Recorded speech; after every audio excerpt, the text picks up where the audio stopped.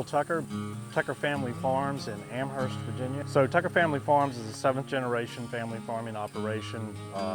In the history of our family, we've been involved in a variety of different commodities, primarily the fruit business early on, and the apples and peaches, and tobacco, other things that would be traditional crops in Virginia, particularly in our part of the state.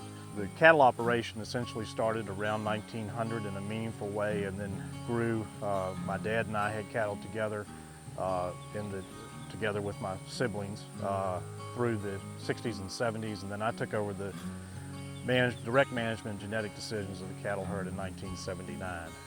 Since then, we've grown from an original polled Hereford base of about 100 cows to about 600 females under our direct management, and another couple hundred cows in a cooperator network.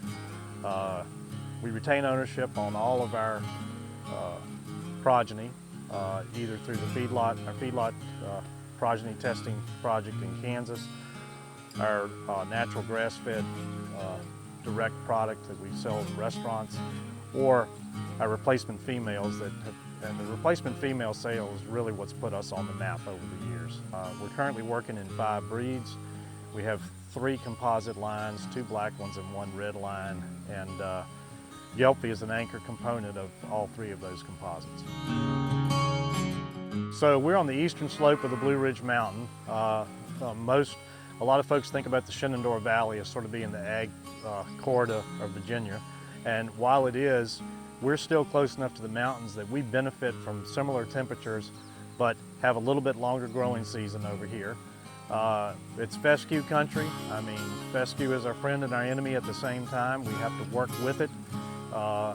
Sometimes it's a love affair, and sometimes it's a wrestling match. And we have to breed cattle that are prepared to adapt in conditions on both extremes.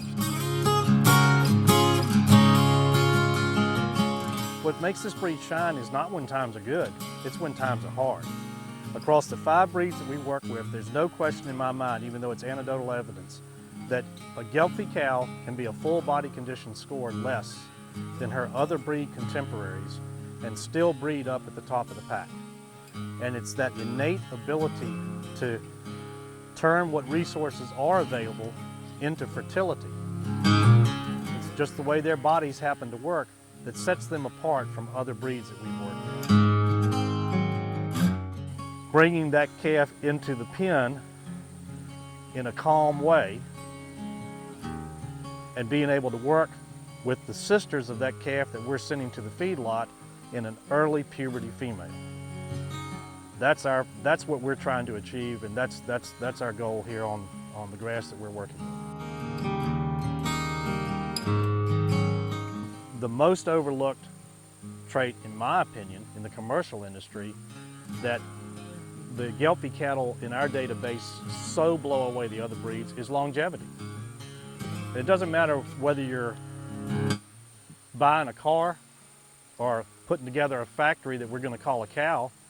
If you can amortize that out over 14 or 15 years instead of 8 years, look at the return on investment. And our Gelbvieh cattle are solid. They're the oldest cow in our herds, no matter how we use them in any composite. And they're there because they hang in there, they do their job right. But maternal in my world is mothering ability.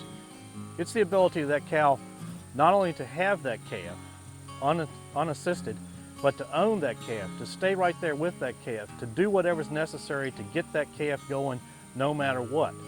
Sometimes that in coyote country might be that she has to protect that calf.